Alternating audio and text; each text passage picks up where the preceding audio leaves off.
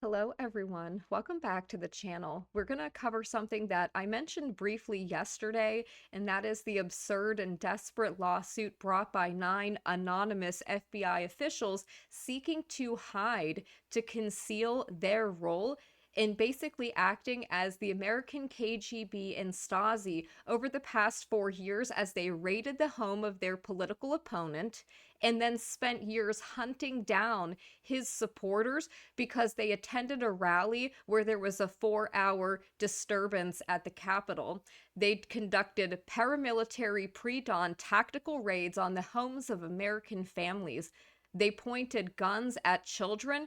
They brought 20 to 30 agents sometimes in these SWAT style raids where they rolled up to people's houses with tanks and MRAPs. This is America. This is not the Soviet Union. This is not West Germany. They don't get to hide themselves. The FBI purports to be a law enforcement agency, not, by the way, a domestic intelligence agency. They claim that they are law enforcement. Therefore, they have no right to privacy.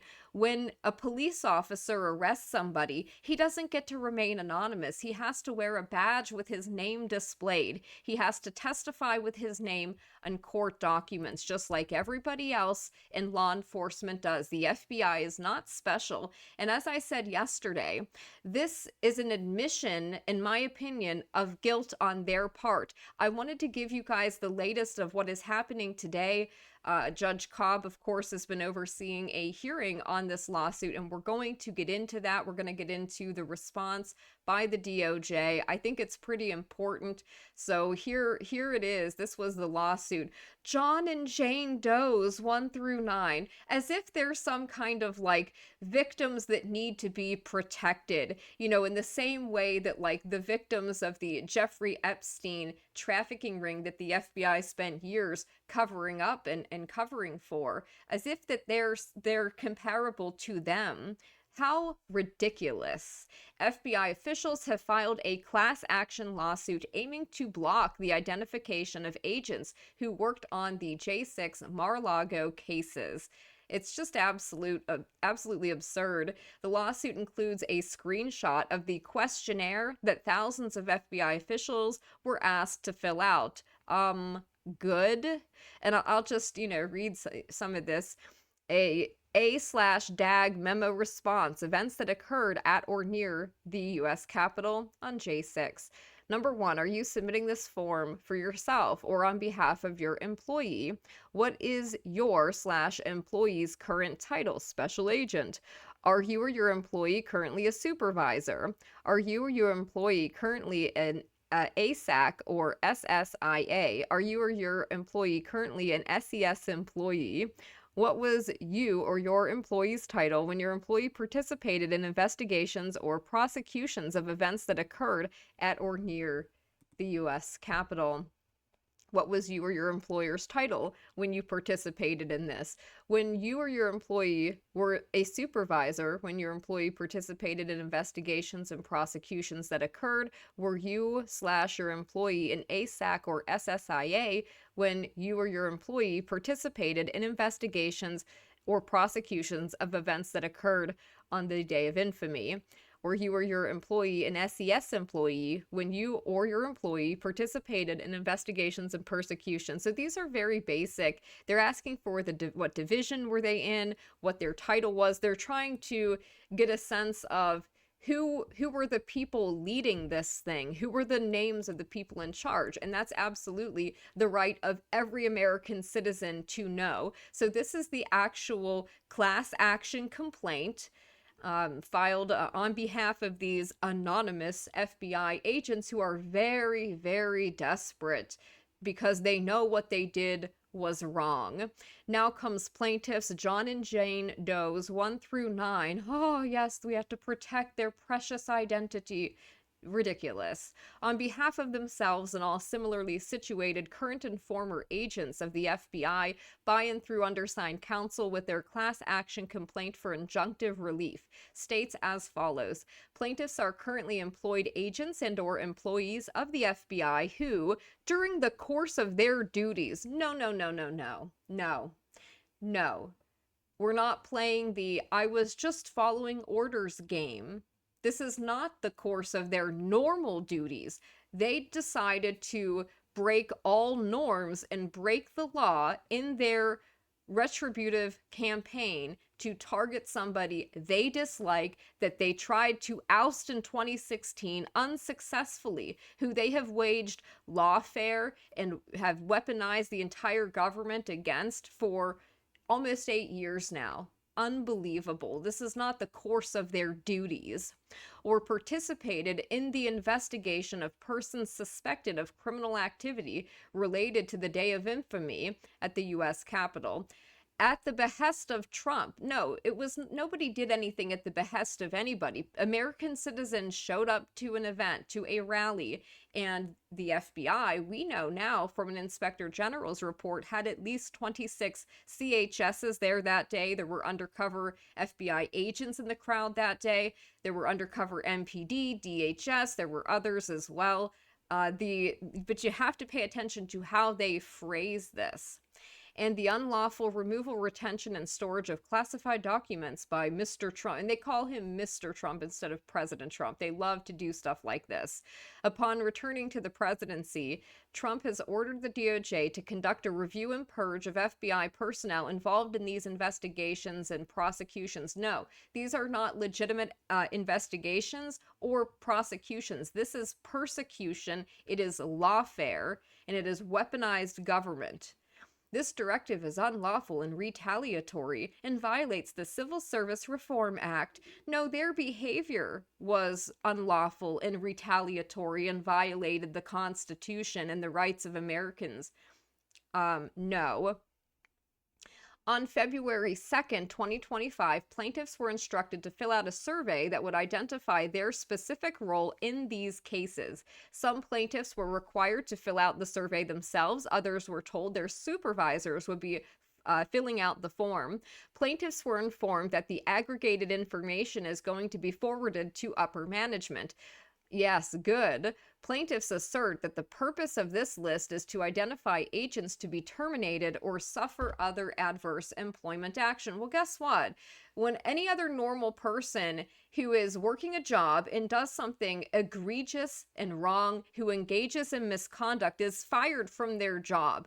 That's what the rest of America has to deal with, and we are sick of these federal workers thinking that they're protected and that they have lifetime employment prospects, right? Like that they have that secured, that kind of security that no other person in America enjoys, where they think that they have immunity from their actions, so they engage in criminal behavior, reckless behavior.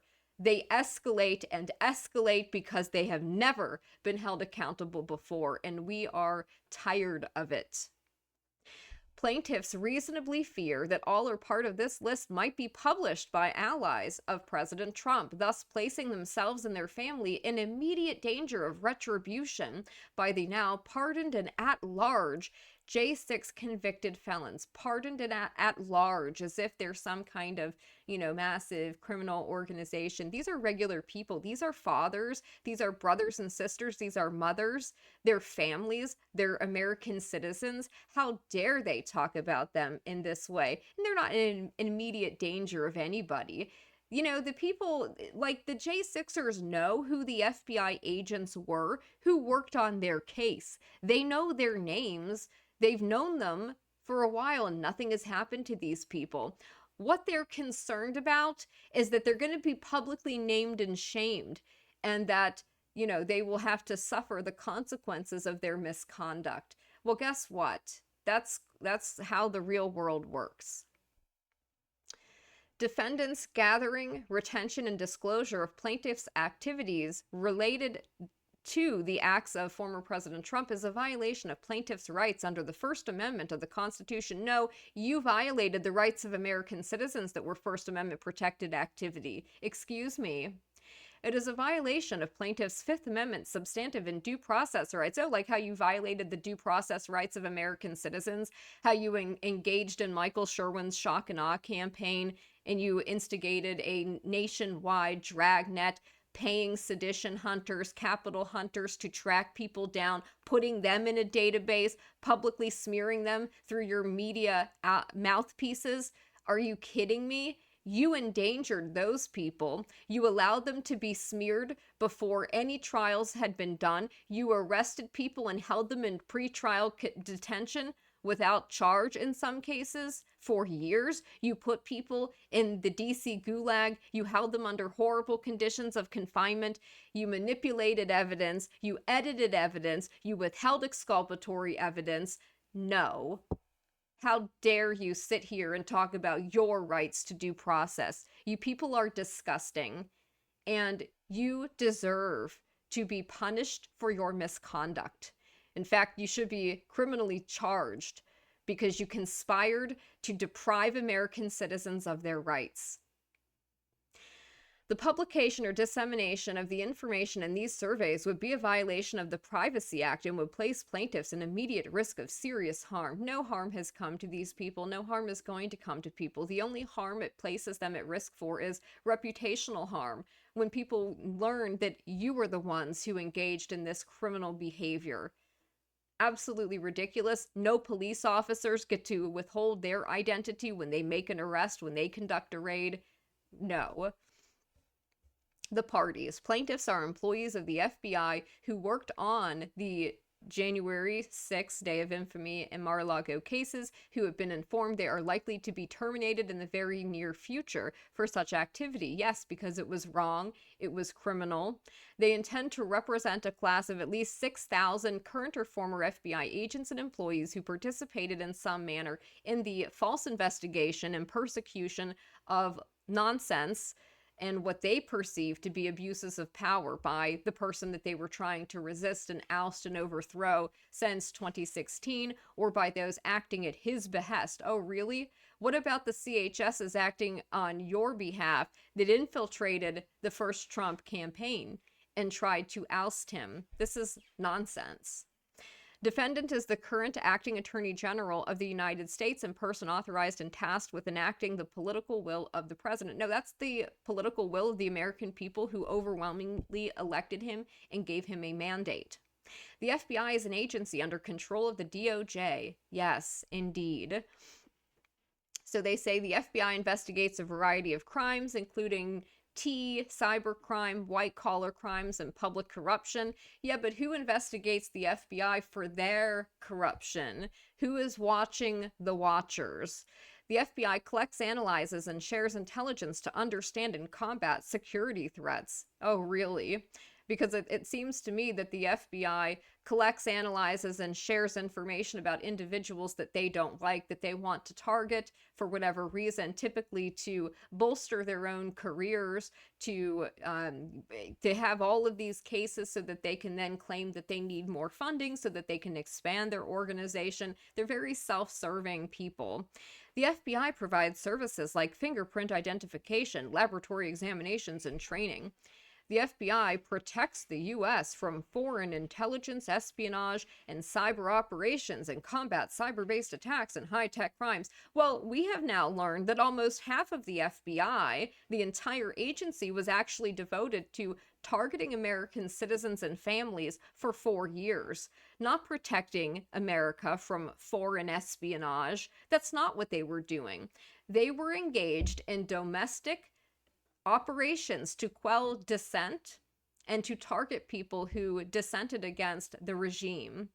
The FBI is part of the DOJ and reports its investigations to the Attorney General. It is impossible to overstate the importance of the FBI's work to the security of the United States. Oh, please, get rid of them. They're unnecessary. We already have a Department of Homeland Security. We have 17, in fact, intelligence agencies. We have state, local law enforcement. We have 72 fusion centers across the country. This is literally a police state. It's unnecessary and it's ridiculous, and it is long since time for the FBI to be downsized, if not outright abolished. Agents are chosen through a highly selective process and carefully screened for aptitude and trustworthiness. Why is trust in the FBI at an all-time low then? Liars. FBI agents go through more than 4 months of intensive training. Oh, 4 months of training. Wow. I guess they're just experts then, aren't they? 4 whole months of training. Training designed by literal psychopaths. Many agents are multilingual and routinely interface with intelligence agencies from allied nations. Oh my goodness. They're just puffing themselves up. So we will skip past their nonsense and fluff and move on. On the day of infamy, a protest led by the president took place at the Ellipse in front of the Capitol building, which erupted into violence. Oh, it just erupted. Is that what happened? Because I don't think that's what happened. And it's very interesting to me that Biden has issued preemptive pardons for people that worked on the sham committee.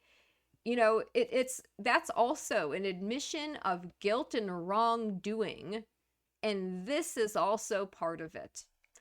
Hundreds of people forcefully breached the Capitol, ignoring directions from Capitol Police and MPD. No, there were undercover MPD people in plain clothes dressed as Trump supporters who we have on video urging people to go into the building. We have video of Capitol Police officers opening the doors, directing people in, literally giving the Q shaman like a guided tour of the building, taking selfies with people. It's ridiculous. So we're going to move past this nonsense because it's all BS. A recurring theme of the trials is that they appeared at the Capitol and engaged in violent action at the urging and direct request of President Trump. This is a lie. That is a flat-out lie. It is undisputed while Trump was keenly aware of what was taking place, for hours he did nothing to intercede. That's also a lie.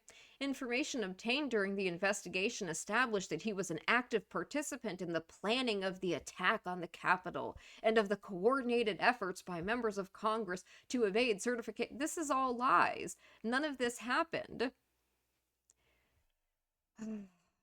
Plaintiffs assert, so the FBI is asserting this. They're literally saying these FBI agents being represented in this case are asserting that the goal of J6 and, quote, efforts in Congress by allies of Trump was to block the peaceful transition of power.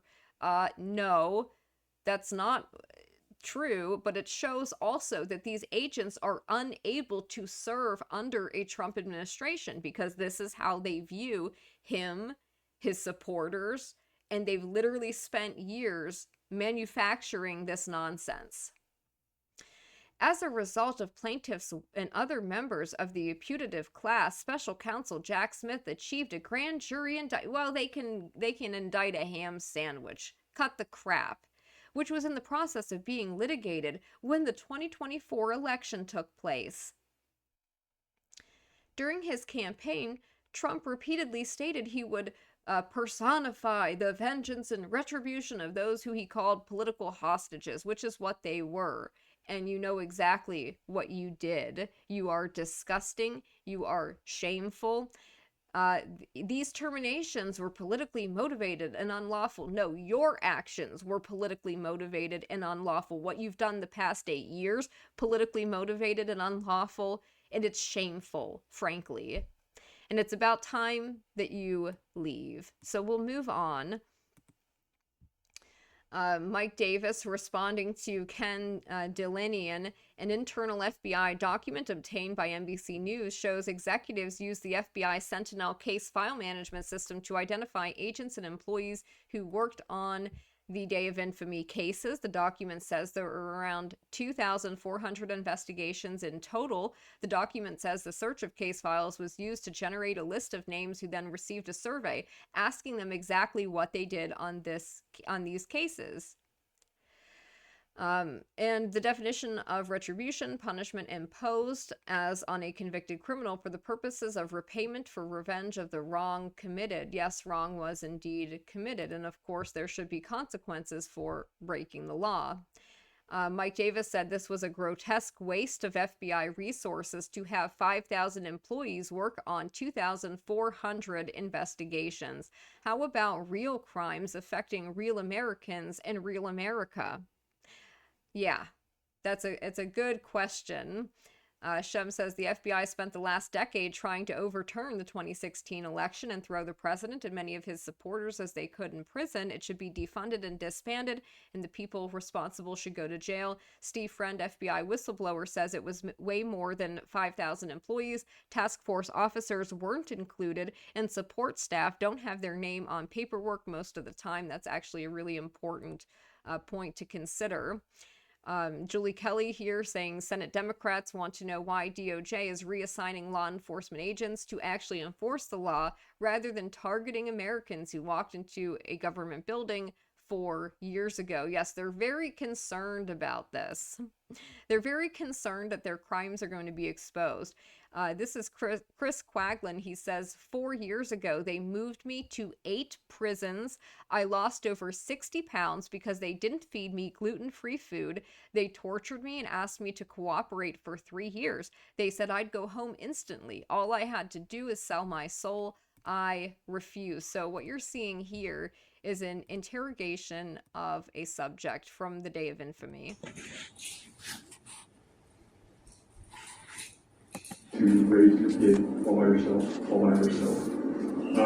I don't think that's fair. I think you're a guy who was very concerned with what you saw going on in the country, with the election, with the political process, with what have you. And I think our president at the time, called for people to come to the Capitol and express how they felt about that. And so what they're trying to do, and they often do a good cop, bad cop routine, is they're trying to get this person who they have, terrorized and arrested, and most of these people have had no experience with like the criminal justice system. They've never been arrested before.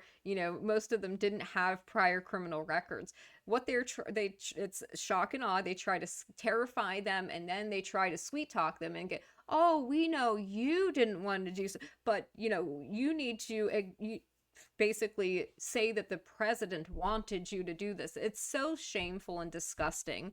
This is trying to pressure somebody, trying to scare somebody into lying about somebody you don't like that you're trying to persecute. You did that because you give a shit. But I think some of those people in power were taking advantage of the passions that people like you felt and feel for their own personal benefit. And I don't think it's fair for you to pay for the actions of others necessarily. So this is what they try to do when they're trying to build like a RICO style case, which is exactly what they were trying to do to the president, to try to, get all of these people that they terrorized to say, oh yes, I was doing this at the behest of other people. And then they tell them, oh, you're a victim. You were just being manipulated. You were being taken advantage of by these congressmen. This is disturbing. This is what you would see with the KGB. So I understand why you went up there and did what you did. I understand what forced you to do that. And to be frank, like in the overall scheme of what happened that day, people died. 5 people died. We've got people with lifelong debilitating injuries. People who lost eyes. They've had limbs amputated. They've had. They continue to lie, by the way, about like they claim that all these, officers died that day. That's not true. There were people who died that day, and they were the supporters. Traumatic brain injuries. To date, nobody that I've seen, if you're on camera assaulting, has had anything like that. So, on the broad spectrum of things, like you're not one of my most egregious cases. So I think that plays in your favor a little bit. I think that plays in your favor a little bit. They know that most of these people did nothing. Like, they trespassed inside a building that is supposed to be the people's building for like 15 minutes, wandering around, most of them staying inside the velvet ropes, taking selfies. They clearly didn't think they were doing anything wrong. They clearly didn't know that they were on restricted grounds because there were agitators and probably FBI informants or undercovers who removed barriers, removed signs prior to most people even getting there. So people arrived and they didn't see a sign that says, oh, restricted area. They didn't know. So this is just shameful. It is embarrassing that this is, who we have basically running the country, and in a position of authority where they are given things like immunity. This is the mindset of these freaks. Trump lawfare coordinator Norm Eisen is threatening Emil Bove, which means Emil has been marked for destruction, which will no doubt include disbarment. Norm should have already been put under formal investigation so he cannot continue his reign of terror. Absolutely. Norm, Color Revolution, Eisen, and here's Andrew Weissman, all part of this lawfare cabal. Two quick points before we let you go, Andrew. One is, and of course, Jennifer Rubin from the Washington Post right next to him, another weirdo. Full disclosure, New York Times just broke the story. It's not only incumbent on the men and women of the FBI to defend the law, but it is on all of us as Americans. No, they're not defending the law. They're defending their unlawful actions, their lawlessness, your lawfare. To stand behind them. And the Times just reported that together with my State Democracy Defenders Fund fellow board member, retired Judge Nancy Gertner, and the D.C. Attorney Mark Zaid, who often represents FBI agents, we've written the spook lawyer, and we'll get into him in a minute because he's a real piece of work. The guy who represented Eric Charmella when they were trying to do their impeachment hoax. Yeah. Letter to Mr. Bove, the leadership of the FBI, reminding them not only of their moral duties, but their ethical and legal duties, and warning them of very severe consequences. Oh, Norm Eisen is warning FBI leadership of very severe consequences if they don't try to protect his fraudulent schemes. I had the privilege of having an FBI field office, and when I was ambassador, and I was a regular visitor to Director Mueller, who really probably the greatest director ever of the FBI. Oh my God, the guy who was appointed 1 week after 9/11 to cover up that whole thing. Really? We're really gonna go there. I just find it hilarious too that they openly admit who they are, that they've been a cabal for a long time, that they've worked together on these lawfare schemes for a very, very long time. They're not even trying to hide it. They're proud of it. One They're of the boasting. things he and I talked about is that FBI leadership is trained not just in law enforcement, but in democracy. And they go to the Holocaust Museum as part of that training. Oh, they're trained in democracy. What are you even talking about? Oh, they go to the Holocaust Museum. Why is that a thing? Why is that even happening? An indoctrination center is what you mean? And they learn what happens when a democracy deteriorates. And I'm not making any... Oh, they learn what to do to make it deteriorate, like what you have done and what they have done pretty much since their inception. Comparison to that terrible event, but it is a reminder that they are guardians of our laws, of the American people, and of our democracy. Guardians of the FBI is guardians of democracy. Please. They're not a priest class. They don't do anything to protect this country. These people are nasty. They're disgusting. They view the American people as enemy combatants. They treat them as they would treat a foreign hostile entity. I don't want to hear this crap, but this is how they talk about themselves. It is ridiculous. Norm works with Rosa Brooks. They were both part of the Transition Integrity Project. Rosa said they would be coming after Trump-affiliated attorneys. These people describe how they are using lawfare to go after the president and his associates and, of course, his followers. They are now saying that since the Supreme Court gave Trump some immunity, they will be using lawfare against people in his administration to have them disbarred. Yeah, and that's another thing. You know, how much money did USAID give to the Bar Association right before the election? Norm mentioned Mark Zaid. Zaid and Rosa Brooks are not handling a new Trump administration well. Rosa says, F him, while Mark is telling some people to leave the country. It is funny how they start appreciating now the First Amendment and due process and all of the things that they denied others. Comrade Jamie Raskin is also part of the lawfare resistance. Yes, he is. Jamie Raskin is Trump lawfare coordinator Norm Eisen's partner in crime. That is why Democrats promoted Raskin to lead the Judiciary Committee outside of the normal order. Raskin should be investigated for his role in the Day of Infamy, but of course he has been given a preemptive pardon, but apparently he did nothing wrong in his eyes. So why did he receive that? Very interesting. Acting quote unquote FBI leader refuses order to list FBI agents involved in Day of Infamy amid ouster of agency leaders. Labrador Skeptic says day 14 after the inauguration, in the shape of the administrative state, resistance is taking form. In the last 24 hours, we've had open attempted rebellion at the FBI as well as U.S. aid and an attempted doxing and threat from Wired magazine. The media is lining up in support.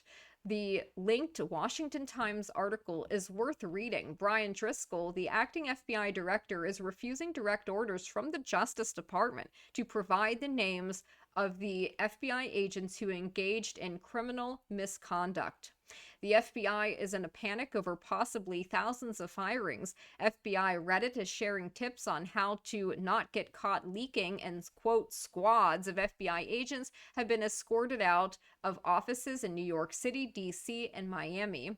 This is great news from my perspective. Hard to believe. As covered in yesterday's thread, senior security officers at USAID were placed on leave after attempting to physically prevent DOJ programmers from following Trump's lawful orders to access USAID files. DOJ now has access to tracking the money flow through both the Treasury and USAID computers, which is a complete shock to the administrative state and could be a game changer. There could be massive cutoffs to NGOs domestically and internationally as a result. The media, of course, has no shame. They are resorting to their former tactics. Their coverage of the USAID developments was entirely based on anonymous sources and portrayed DOJ as lawbreakers, despite acting on the orders of the executive in the executive branch. It is noteworthy that even as AP and CNN, after being caught lying for 4 straight years about Biden, were moving to tarnish as DOJ illegally, even while Wired magazine was naming and doxing the programmers. Accounts are already talking about jailing the individuals named. Battle is joined. At this point, it seems that like the lawful president will be able to sweep it away. On the other hand, the illegal resistance is developing fast. Who knows what else we will see in the coming weeks. So yes, of course, they're already organizing their lawfare. This is part of it, this lawsuit. So we have some more, updates on that. The DOJ urges the court to reject the FBI agents' calls to block department leaders from disseminating the list of agents involved in the Day of Infamy cases, saying the claim that it would be leaked is quote-unquote speculative. That is correct, of course. DOJ also says there's no plausible claim that Musk intends to disseminate the list of FBI officials compiled by the department. Well, that is true. So this is the opposition from the DOJ. In this action and in the related action, FBI Agents Association versus DOJ, plaintiffs seek emergency injunctive relief against the government based on purported future events that have not yet occurred and for which they have failed to plausibly plead facts demonstrating an imminent risk that they will occur. Plaintiff speculation regarding future events is insufficient to support the extraordinary remedy of a temporary restraining order. Accordingly, as discussed more fully below, plaintiff's motion for temporary restraining order should be denied. The department issued a memorandum dated January 31st, 2025 to the FBI that directed the FBI to provide lists by noon February 4th of all current and former FBI personnel assigned at any time to investigations and or prosecutions relating to, number 1, events that occurred at or near the Capitol on January 6, 2021, and 2, United States versus Hania Driscoll email enclosed herewith as Exhibit 1. The FBI provided its response to the department by the stated deadline. As stated in an email from the FBI's acting director, the data that it provided, quote, identified employees only by unique employee identifier, their current title, their title at the time of the relevant investigation or prosecution, the office to which they are currently assigned, their role in the relevant investigation or prosecution, and the date of last activity related to the investigation or prosecution. The email stated that, quote, the FBI does not consider anyone's identification on one of those lists as an indicator of misconduct. The lists simply reflect that an employee was assigned to an appropriately authorized and predicated matter at a moment in time. Now, I would say it wasn't appropriately authorized or predicated, but that's my personal opinion. The Privacy Act permits the FBI to provide to officials within the department, of which the FBI is a component, information contained in FBI records regarding its employees when those officials have a need for the information and the performance of their duties. FBI employees and federal prosecutors are considered employees of the same agency, the DOJ. As such, the need to know exception properly applies to disclosure between these employees.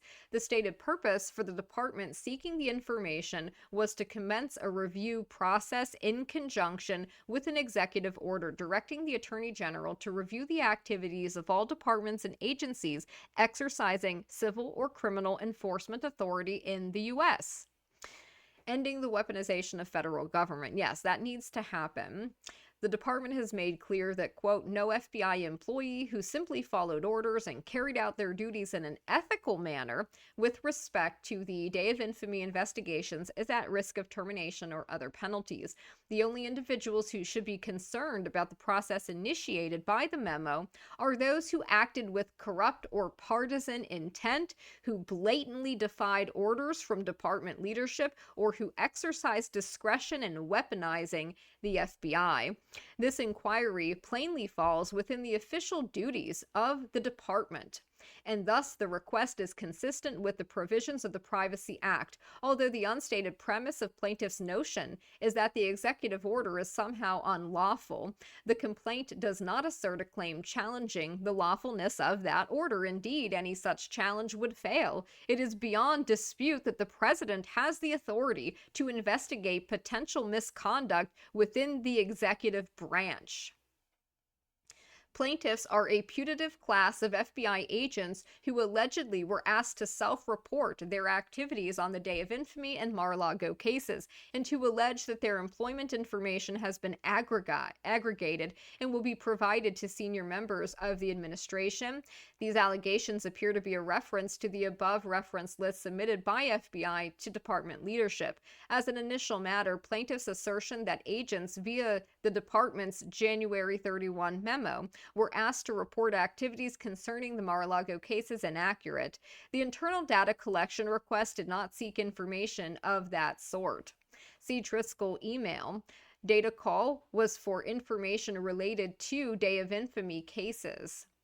Plaintiffs claim that the list will be used to terminate their employment based on recent employment actions taken against other employees and department components who they do not allege are similarly situated to them. They also speculate the list might be leaked outside the government to individuals that harbor ill will towards them, but fail to plead any specific facts to support their ridiculous allegation. They purport to bring claims under the First Amendment, Fifth Amendment due process. In the Privacy Act. Their sole relief sought for counts 1, 3, and 4 is injunctive relief, and the sole relief sought for count 2 appears to be declaratory relief. As addressed below, plaintiffs in this case have not satisfied the standard for obtaining a temporary restraining order, and the proposed injunction is not narrowly tailored to the claims that they have asserted. The same is true for plaintiffs and FBI agents, and any differences between the complaint in that case and this case are immaterial. For instance, the plaintiffs and FBI agents purport to assert a claim based on Section 552A(e)(6) of the Privacy Act, in addition to Section 552A(b), the sole Privacy Act claim asserted in the case. But Section 552A(e)(6) solely applies to regulate disseminations of Privacy Act records made to persons outside of an agency. No such dissemination has been alleged in this case. Moreover, although FBI Agents Association has joined as a plaintiff in FBI Agents, any alleged standing of the association would be derivative of the standing of its members, and its request for extraordinary emergency relief fails for the same reasons as its member requests. Indeed, as discussed herein, the individual Doe plaintiffs in this suit and FBI agents have failed to plausibly plead standing for the protective relief they seek, and accordingly, the association likewise would lack standing to sue. And so we will move on. I will, of course, include links to this in the video description. Shocking photos of a violent FBI raid executed against a peaceful protester terrorizing his young children. The insane part, he had already surrendered to agents, but they assaulted his family at home anyway. This is the evil being purged from the FBI, and people still defend it. Could you imagine? This is what they did to Americans. And here's video of it.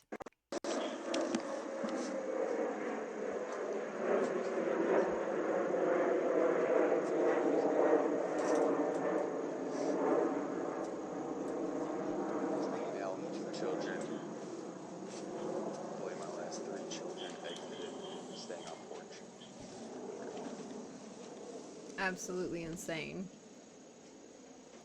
Ridiculous.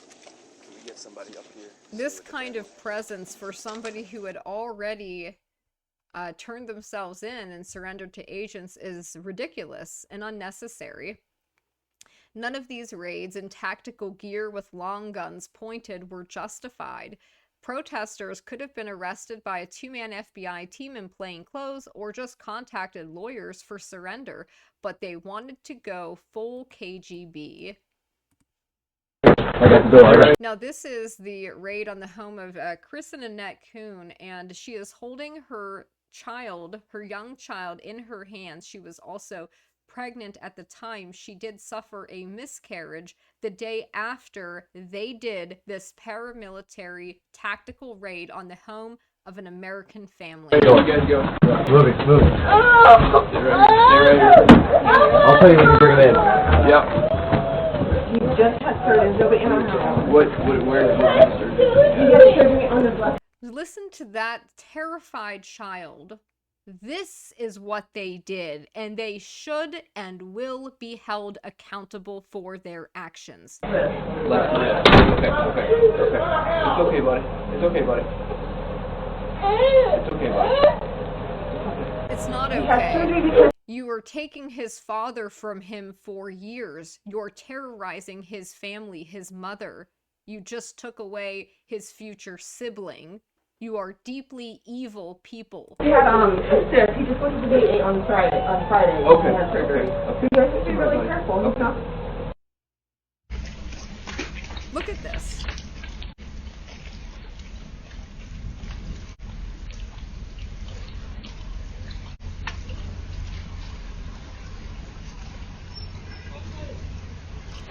This is shameful.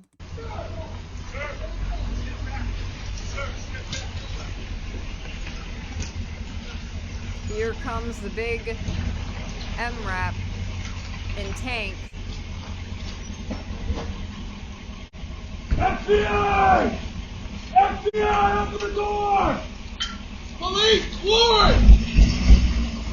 FBI, hands up!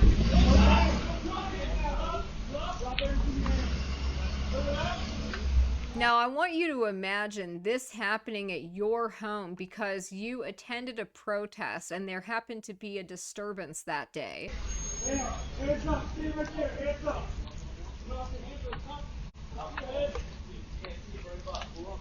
This is insane, and every single person who participated in it should have actually faced criminal charges, in my opinion.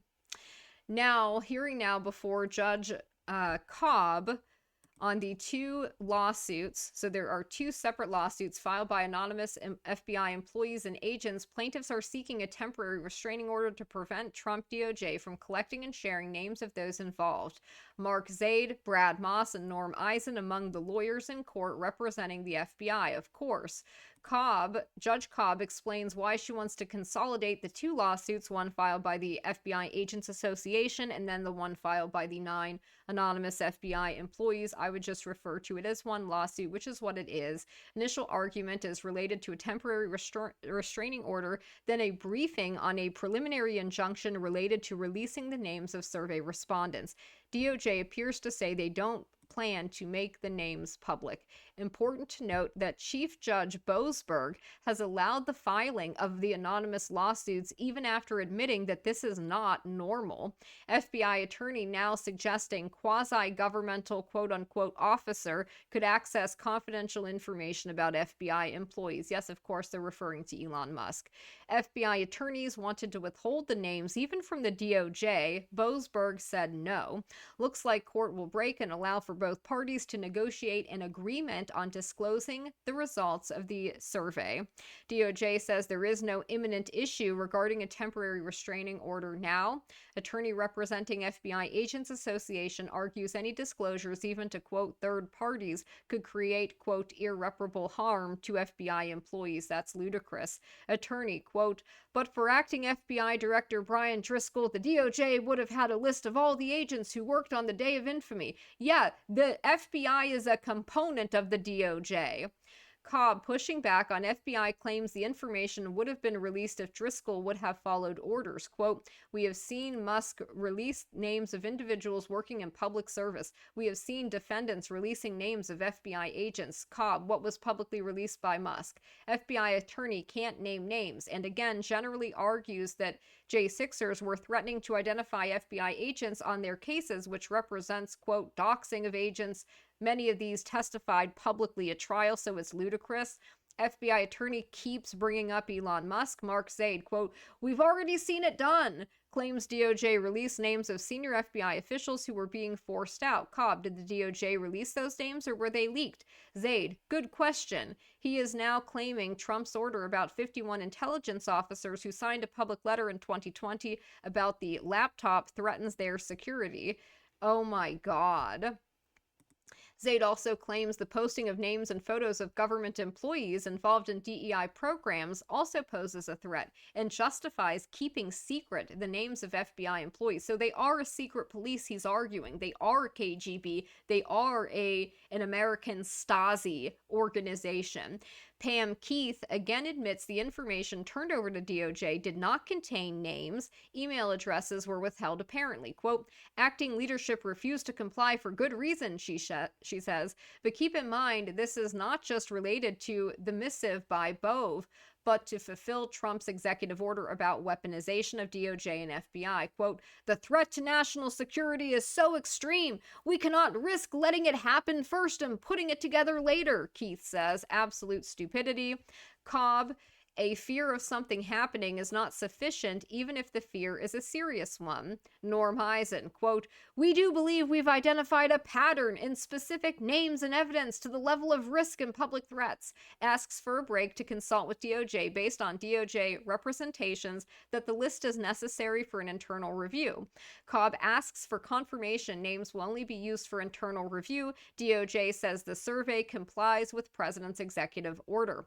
Cobb says usually the names of FBI agents, FOIAs, etc. are not disclosed, asks DOJ for clarification. Attorney says, yes, typically that's true, but points to balancing test if the agent was involved in court proceedings, which are public, accused of misconduct, etc. Cobb, just because some of them testified at trial doesn't mean the government should release their names. What does she mean by that? It's public information. Court breaks until noon to see if DOJ and FBI plaintiffs can hammer out an agreement. Cobb is suggesting DOJ and FBI agents consider an agreement like this one to ensure the list of agents who worked on Day of Infamy cases remain protected and internal while the lawsuit unfolds. That is absolutely ridiculous. Name and shame these people.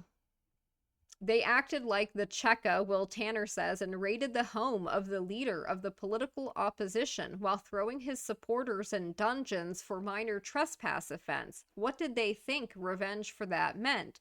Vibes, paper essays, firing them is the merciful option. This is agents outside of Mar-a-Lago. Scott McFarland cries and howls about a day of turmoil inside the FBI, a time of fear for agents and their family. The way that they made Americans and their families fear when they conducted paramilitary raids on their homes. CBS News Justice correspondent Scott McFarland is following this evolving story for us. Scott, good morning. Hey, Tony, good morning to you. CBS News has learned the FBI fulfilled that controversial order by Tuesday's deadline, providing that list. And it has caused turmoil inside the Bureau, and it's caused fears of violence against agents. That is ridiculous. It's unfounded. And this guy, Scott McFarland, has spent 4 years acting as a neo-Stasi lapdog, literally, just a stenographer for the FBI. The list has details on about 5,000 employees and agents who were part of the probe of the U.S. Capitol siege, including... There was no siege. This is ludicrous and ridiculous. And these people should be embarrassed and they should be ashamed of themselves. Where we are at in the case, DOJ is conferring with lawyers for FBI agents about a potential agreement to prohibit public disclosure of the list of officials who worked on Day of Infamy cases. The employees want an enforceable court order ASAP on this. Court is back at noon. This is just ridiculous.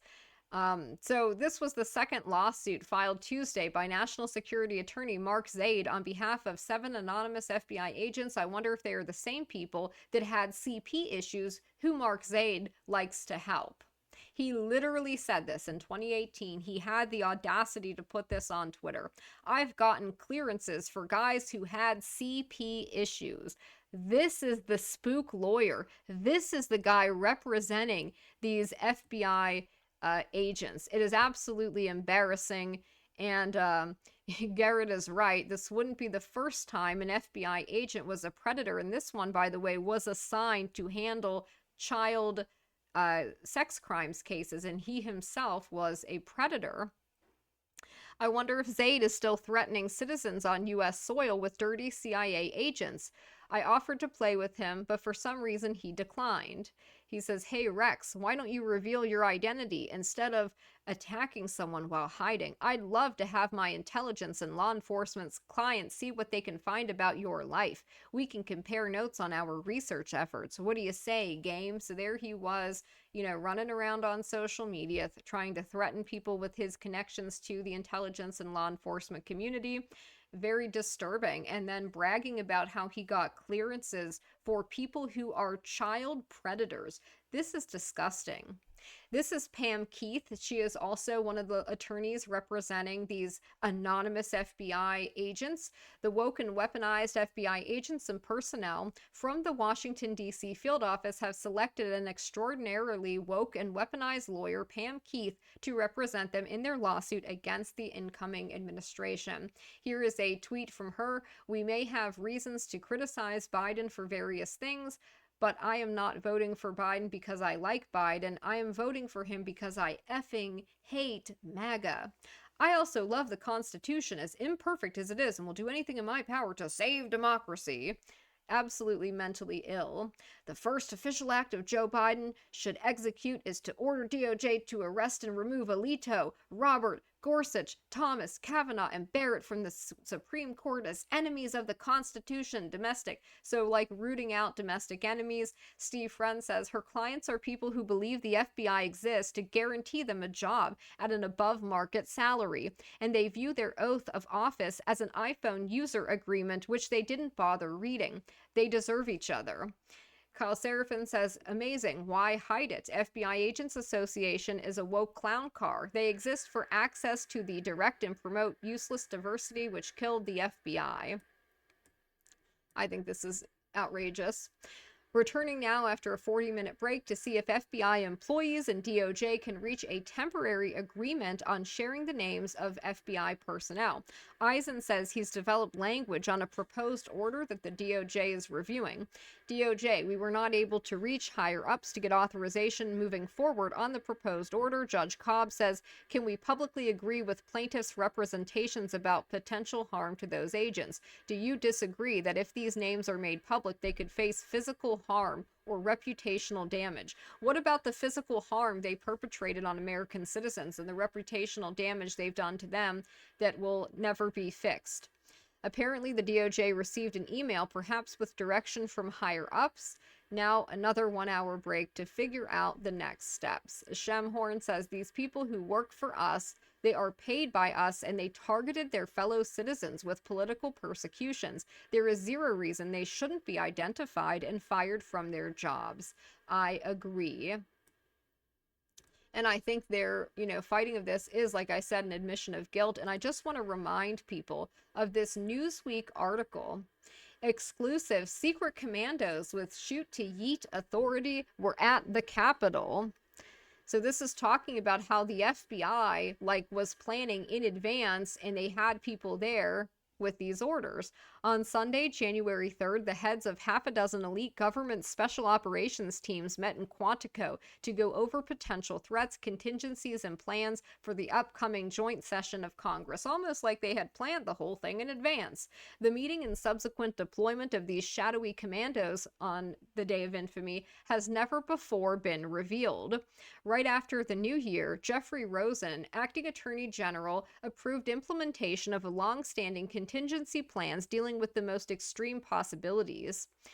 A declaration of measures to implement continuity of government, COG, requiring protection and movement of presidential successors.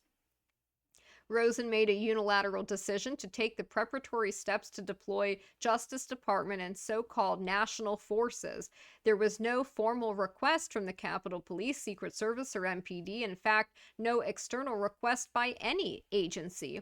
The leadership in Justice and FBI anticipated the worst and decided to act independently. The Special Operations Forces lurking behind the scenes. Quote, I believe DOJ reasonably prepared for contingencies ahead of the Day of Infamy, understanding there was considerable uncertainty as to how many people would arrive, who those people would be, and precisely what purposes they would pursue, Rosen later told Congress. He stressed his department had no frontline role with respect to crowd control and that they were focused on high-risk operations. Well, why didn't they discover the fake pipe bomb that was, planted by the FBI? The contingency units meeting on January 3rd included FBI's hostage rescue team, the FBI's National Render Safe team, an FBI SWAT team from the Baltimore field office, who does the dirty work, by the way, of a lot of the FBI. They don't do, the Washington, D.C. field office doesn't handle that dirty work. They outsource it to Baltimore typically, just to let you know that. Special response teams from ATF and the U.S. Marshal Service Special Operations Group. All of these assets were, quote, pre-deployed and ready to go over the weekend of January 2nd and 3rd, staging out of the FBI Academy complex in Quantico, 30 miles south of the Capitol. If a WMD or T attack occurred, units were to move via helicopter to site of the incident. The activation of the catastrophic response units operating under plans already approved by the president entailed an automatic green light, allowing federal responders to take the initiative and spare no resources, including shoot to kill authority, to deal with this most extraordinary condition. The 350-strong hostage rescue team was established in 1983 to be a national-level CT unit offering a, quote, tactical option, a military option for the most extraordinary law enforcement situations. Prior to 9/11, HRT was primarily a domestic counter-T unit. After 9/11, the team took on additional missions, including working with the Joint Special Operations Command overseas in high-profile raids and the targeting of high-value targets. So that gives you an idea of how the FBI perceived supporters of their political opponent.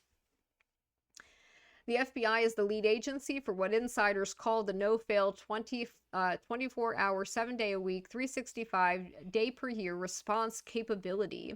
In '99, the Bureau was assigned the responsibility to render safe mission, a euphemism for extraordinarily and highly classified actions slated to take place in cases of a lost, stolen, or hidden nuclear or radiological weapon.